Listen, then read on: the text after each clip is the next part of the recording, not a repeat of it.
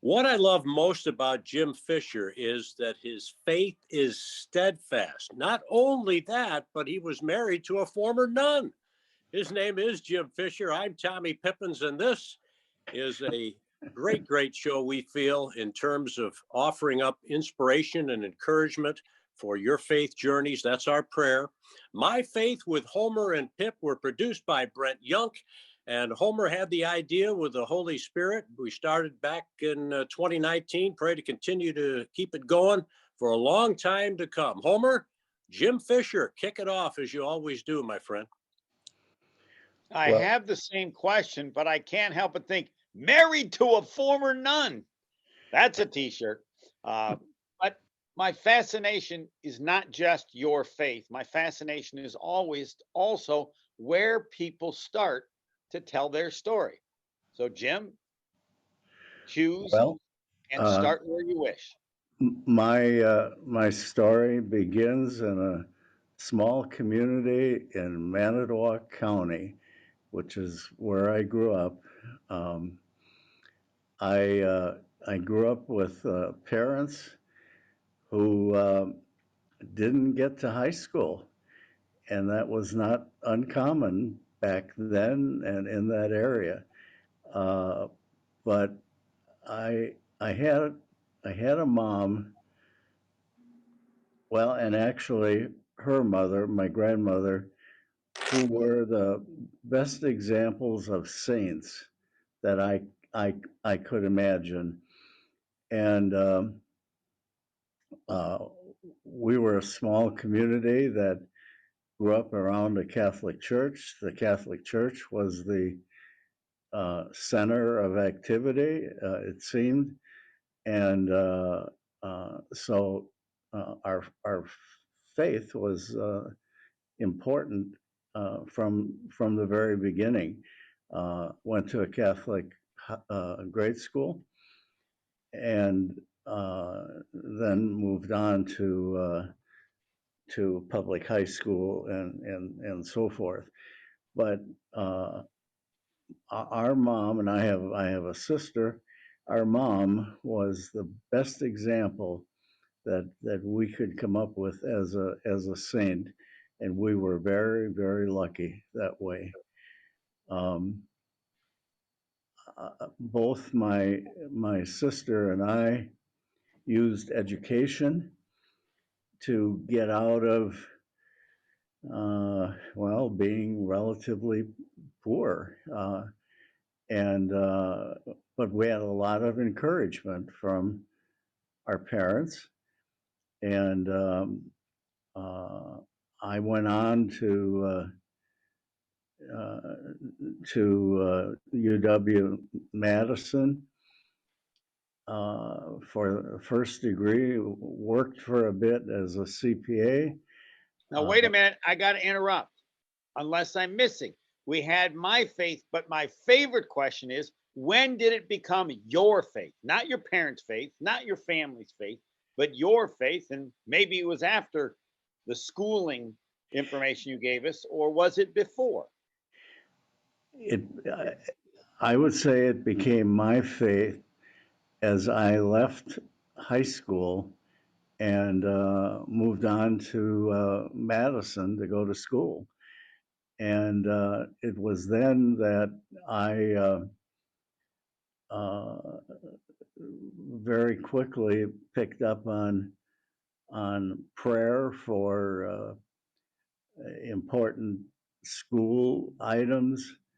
Um, I I was able to continue going to many daily masses while at Madison. I actually picked a place that was close to a church, so I could do that, and uh, that that was the beginning, and I really credit it to an example of a mom, and then, like I said, I worked for a few years uh, for what was an international CPA firm in Minneapolis and then Milwaukee, and then came back and went to school again and got a doctorate. And I can tell you, my faith played a huge role in being successful in earning that doctorate degree. So I'm a very grateful person. Let me interrupt again. How and why? That's a very strong statement. Did your How, faith have that level or well, role as you just mentioned? well, when for example, in the doctorate program, there were numerous steps that were important and and challenging. And I, uh, I did two things. I prayed a lot uh, to be successful at these challenges, and that, I suppose, took care of the soul. And then I was a jogger, and I would run, I would jog a lot in preparation for these steps. And uh, between the two, I was able to make it work. And I think of the last step in a doctorate program, as you may know, is the research part.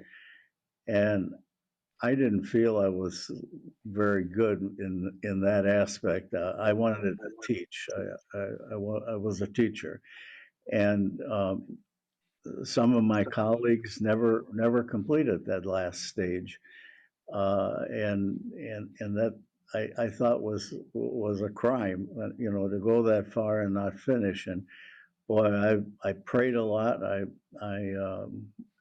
worked a lot on completing that last step, and was successful. And then that was the beginning of a long career as a university professor. Can you explain how you believe that God answered your prayers? Was it just finishing that or in the process of praying all this time? And how did you feel he answered and what was, and thus created your relationship with him? Well, I I I always prayed that if it was the right thing, that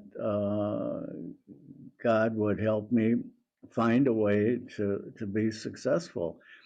And I would pray before important exams. I mean, I can remember days where I had exams all day. Uh, I would pray before that God would help me um, be uh, be successful as I was prepared to be, and it never failed. I was always able to accomplish what I needed to. And for someone who grew up with parents who hadn't even gone to high school, all of these education steps loom so large. And but uh, I was able to do it, and and then embark on a long career. And I'm just a very grateful person for being guided, and and and my prayers always being answered. Did you learn prayer from observing your mom? Did you learn prayer from watching, or had she said to you, that's the key to everything? Where and how did it start as your choice? Well, uh, attending a, uh, a Catholic elementary school certainly was helpful, but I would say learning the value of prayer really started in the home. And I observed my mother uh, on her knees and pray in the evening, or walk to church to a daily mass. Uh, I had the ability to observe firsthand a very prayerful person, and that example, stays with me even today.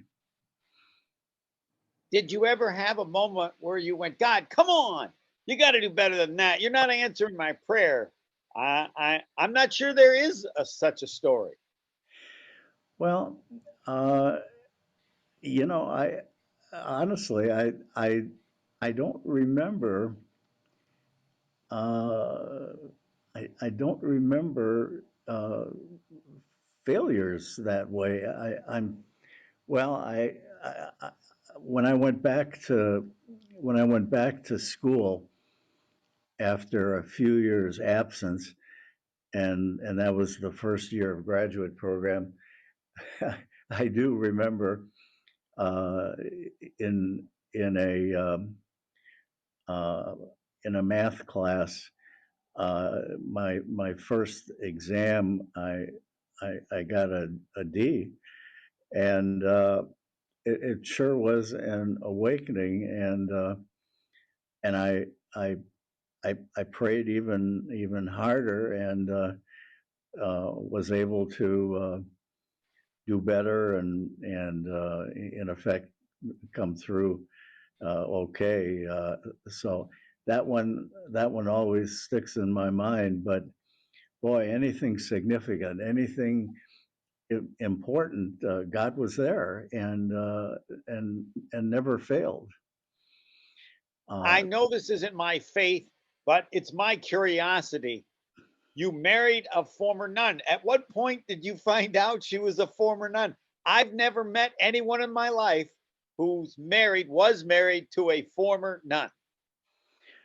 well, I actually I met her on campus. I was teaching at UW Whitewater, and she was what was called at that time a campus minister. So she worked for the diocese, but was assigned to Whitewater.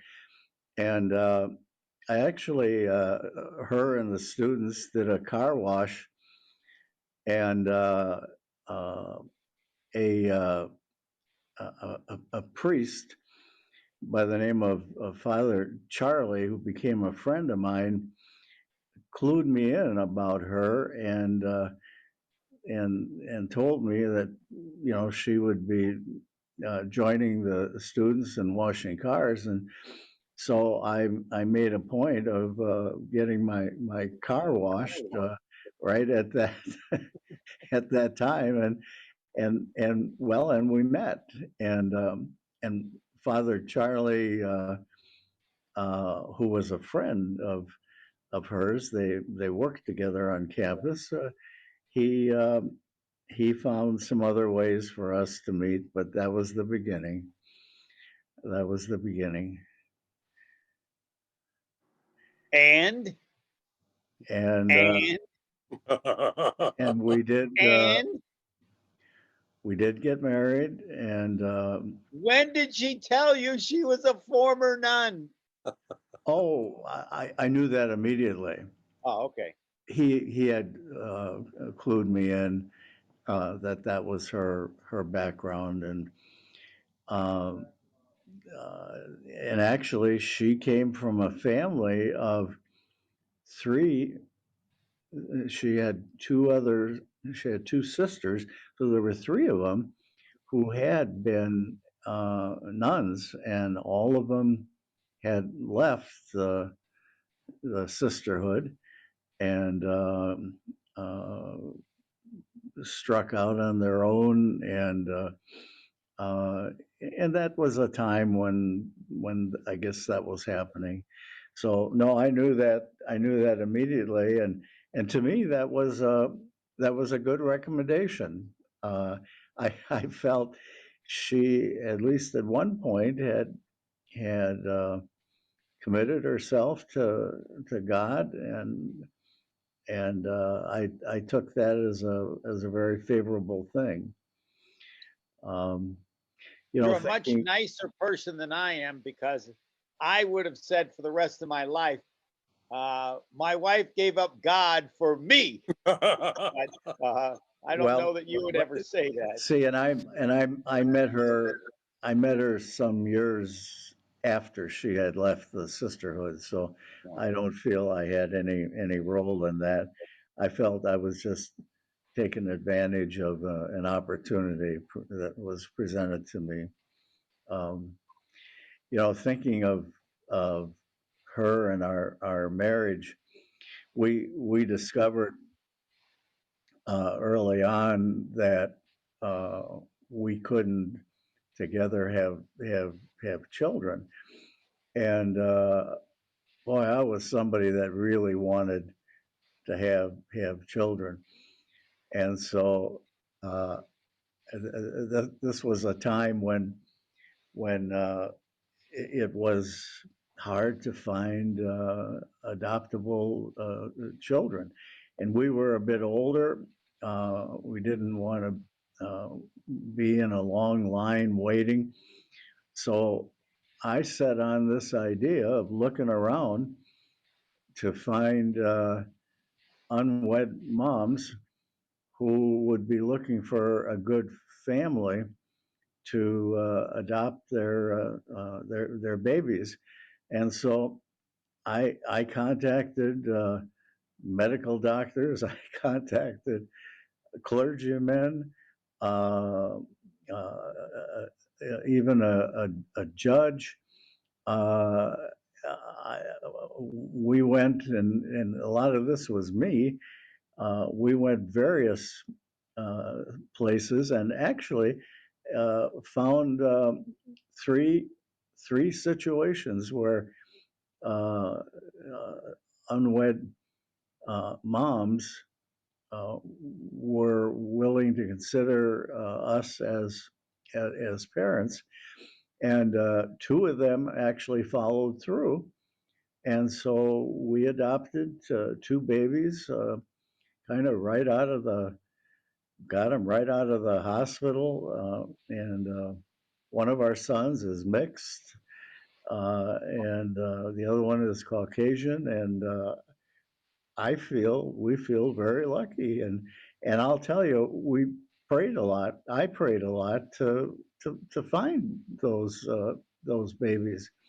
So I feel that's another point in my life where prayers were answered, and uh, I uh,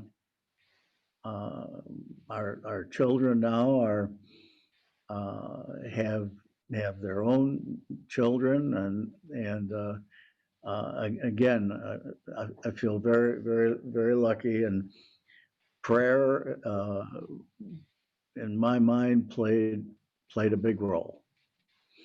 We do many of these, and I'm thinking right now you would be the perfect spokesman for the power of prayer, the power of God. There's nobody, I would assume, that you're comfortable telling that to anyone.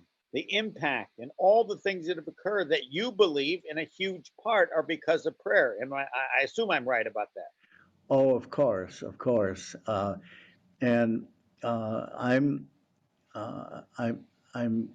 as an example of how grateful I am.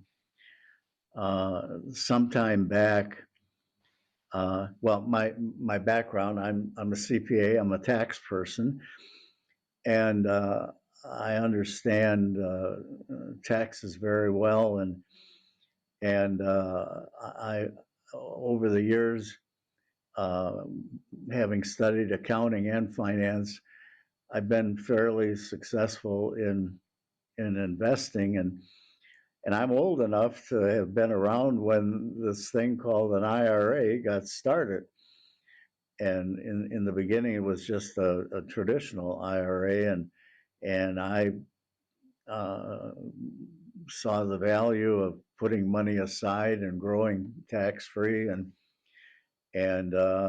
I didn't put that much money aside, but I was aggressive in investing, and it grew and it grew, and I always felt that money was special money that I wanted to do something good with, and express a thank you maybe to to the church and to God. And so that money, which is now uh, uh, seven figures, is all pledged, and is already working in supporting uh, a diocese effort to find men to be priests. And the money is designed for innovative measures to find men to be priests, and it's already working, and at some point it will all be there. But being a tax person, I knew that was before tax money, and that money would always be taxed, and it was only what was left that could be used by anybody. But if you give it to a qualifying charity, all of the money can be put to good use, and that was a huge difference. And by just aggressive investing, and I was able to accomplish that, and I'm following the benefits of that already, and so I I feel that I've been able to use my skills a bit to well, let's say thanks. Wow. Tommy, it's all yours. Well, you've unearthed some incredible stories about our friend Jim Fisher on My Faith with Homer and Pip. And prayer, again, so important. Your humility, your love, your service, Jim. You served our country. You were rising to the rank of general and then made an about face, if you will.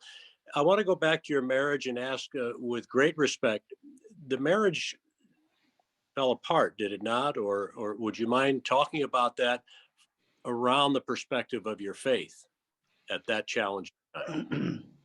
Yeah,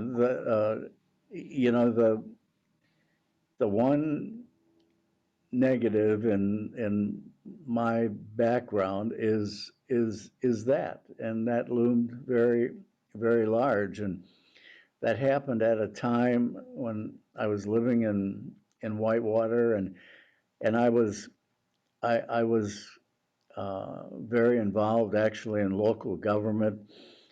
The leader of our city council back then, and I always remember when that happened and the word got out. I was so embarrassed about it all. I wanted to just go hide somewhere, uh, because I I felt bad about it. It came as a surprise, and I knew I had to deal with it, and we actually were able to deal with it very amiably, um, and so there was no rancor, or I mean, we basically took what had been earned, and much of that was, I suppose, what I had earned, but divided it up in agreement, and moved on. And I became a very active single parent, and So uh, you raised the kids for the most part. How old were they when the well, divorce they were teenagers, and occurred? mom moved out of the house, and I continued in the household, and uh, mom eventually moved I guess about as far away as you can move and be in continental United States.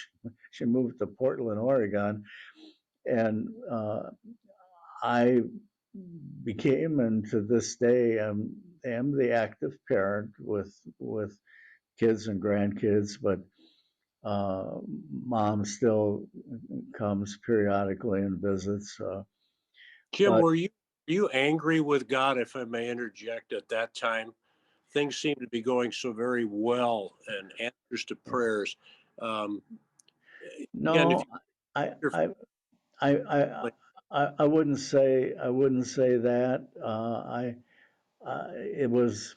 It was extreme disappointment when it happened, and uh, I I felt I felt really bad about it from the kids' perspective. I knew that it would make it a little bit more difficult for them, uh, but no, I wouldn't say I was angry. It was disappointing, but I guess my my faith. I prayed a lot over it, and if it was going to happen, I think it it happened with least ill will, and uh, neither of us uh, neither of us remarried. I have a good widow friend uh, that uh,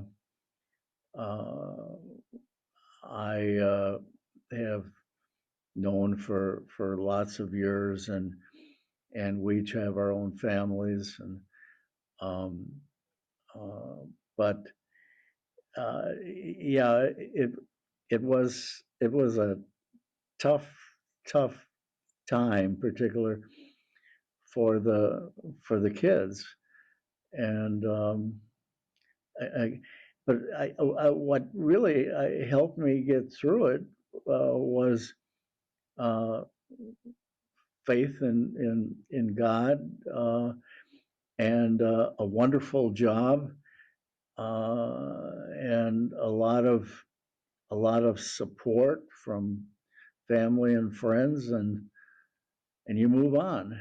Um, so uh, mentioning uh, Tom, you gave me a promotion there that I have to decline. I did have a 34-year career in the part-time Air Force, and uh, I did. I achieved the rank of colonel, and then when I was about to be considered for a general position, I would have had to move to certain locations and I just couldn't. I was a single parent. I had a wonderful job. I didn't want to leave my community, and so uh, I was at a situation where it's up or out, and I declined to be considered for a general position, and then just retired. But the part-time Air Force was very much part of my life, and thinking about that, uh, I always remember, and this was another time where I think God was playing a role. Uh, those of us who enter the military, of course, go through something like basic training or officer training, and those are tough times. And I was at Lackland and at basic training, and our pastor from back home, through my parents, he was traveling kind of in the area, and he thought that it would be nice to stop and spend a little time with me, And when you're in basic training, you don't get to meet with or have contact with anybody except members of the clergy. And so here was our pastor from back home who one day appeared and was able to spend time with me. We prayed together, and he visited me at a time when it was it was just tougher in my life, and he certainly helped me get through with it. And of course, that was the beginning of 34-year career, and I was always grateful to Father Rose for making that effort. And there again, it was God through a pastor playing a role in my life. And uh, so there were situations like that, places like that, where at a crucial time, God was there. In this case, through his priest. Yeah, absolutely. A God connection. And I thank you for your wonderful service. I've got one more in case Homer has anything, or if there's anything you want to share. But Jim, as I've been privileged to watch you as fellow parishioners at Queen of Apostles, we get older. It isn't as easy to get around, but you're there every day. That's you, Mr. Consistent in your life, in your faith. And I do not get the impression from the beginning that you do it just because you feel an obligation. My sense is, as I watch you, that you do it because you truly love Jesus. Well, I hope so. And for me, as I remember a mom who so often went to daily mass. We lived within a couple of blocks of our church. Uh, it's it's part of my life, and when I don't do something like that, I feel I've missed a good start of the day, and it's just I love being with my fellow parishioners, praying together, and starting a day off together, and that's the people that I pray with are important people in my life. Um, so it's just, it's part of getting a good start, being grateful. I love my parish. I love the parishioners, and I love the opportunities that I've had to use my skills in our parish. And our current pastor is among the people that I consider close friends. Homer, anything else from you? Thank you for that, Jim. Oh yeah, I got something more. Yeah, that's what I figured. Now, Jim, you realize there are people that grew up and their parents went to mass every day. It didn't mean they went to mass every day. You referred to your mom as a saint. I want to know more about your mom and what touched you in such a strong way that you have clearly spent your life trying to copy everything you could from her. Well, I I came to appreciate a mom who was so unselfish. Uh, we uh, she never had an unkind word. She always picked the positives. Um, she was so giving. My sister and I talk about it today. When we were at the dinner table, she made sure that us kids had the best that there was to offer, and and and if there wasn't enough to go around, well, it didn't get around to her, and and she just was so giving, and and so supportive and so encouraging, uh, that and matter of fact, as she got older, uh, well, her minds started to leave her, and my sister and I, who realized we had such a wonderful, wonderful mother, we did our darndest to keep her in her home for as long as we could, and I even I used to send money always to help. My mom, my dad had passed away, and I came to appreciate I had the easy part, and my sister was back home, and her family were taking care of mom, and so uh, I hit upon the idea. I took an early retirement from UW Whitewater and then changed to where I would work at UW Green Bay so that I could spend some of the week helping to take care of mom to keep her in her home. And then plus, we hired some ladies to help, and we thought, man, we had such a great mom, a saint. She needed our help now. And so we, up until age 97, in the last 10 years were tough because her mind was leaving her. Uh, we, uh, we as a family were able to take care of her in her home with some outside help. And it was so easy to do because we were just returning some of what we had received from her.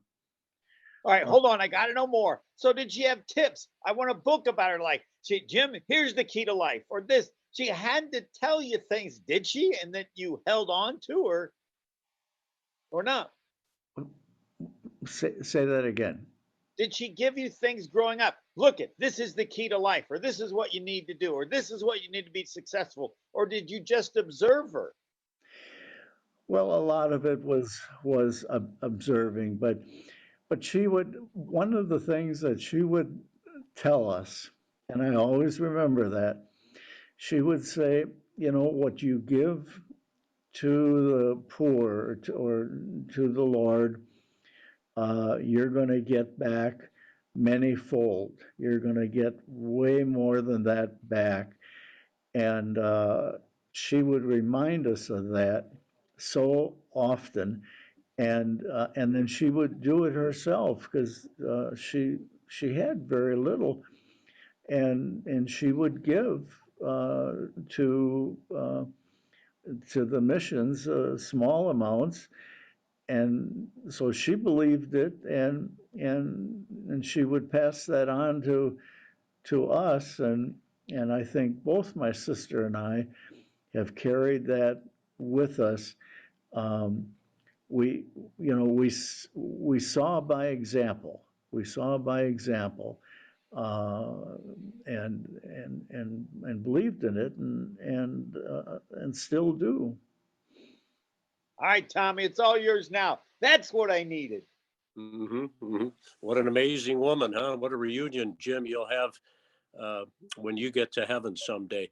I don't know if it's Fulton Sheen or Homer's friend, Mother Teresa, who got me going on that incredible saint, but loving until it's hurting, and loving and loving and loving until it's not, what is it, not so much how much you love, but how much love you have left. Jim, I think you love a whole bunch, and I know you're still going strong, but because you've loved so much, I think you're one who can say that, and that's pretty awesome when it's all said and done as you stand before the Lord one day. Well, I feel I'm one lucky guy. Uh, I and I feel as I live where I do in Pewaukee, and as I'm a member of Queen of Apostles Parish, that that's just more examples of being lucky to be with a group of people who continue to provide good examples for me, and um, I will always be grateful to a wonderful start in life from parents, particularly a mom, and then her mother as well.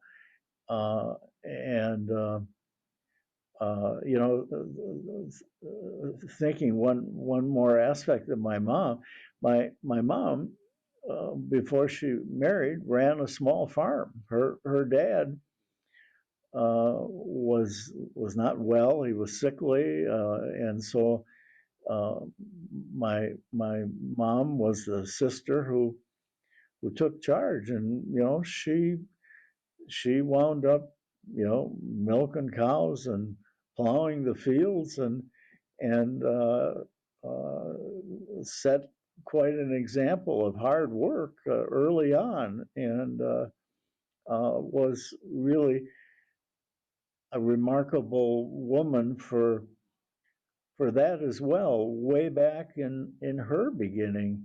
Uh, so uh, so both my sister and I just feel we're two lucky people. Well, Jim Fisher, you honored your mother, who is obviously a saint, and your humility and gratitude comes across. I may say, having observed and as we've listened to you here today, you're a great man of God. And thank you for sharing your faith story on My Faith with Homer and Pip. It's been a blessing, and we think it'll bless others. Well, Tom, one of the pleasures of being at Queen of Apostles is getting to know you, and now it was nice to finally meet Steve, the Homer True, who I've heard of and listened to over the years, and oh my goodness.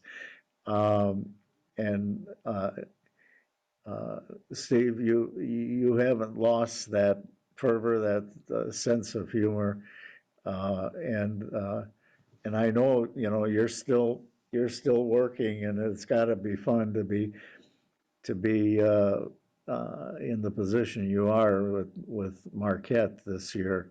What a pleasure that has to be.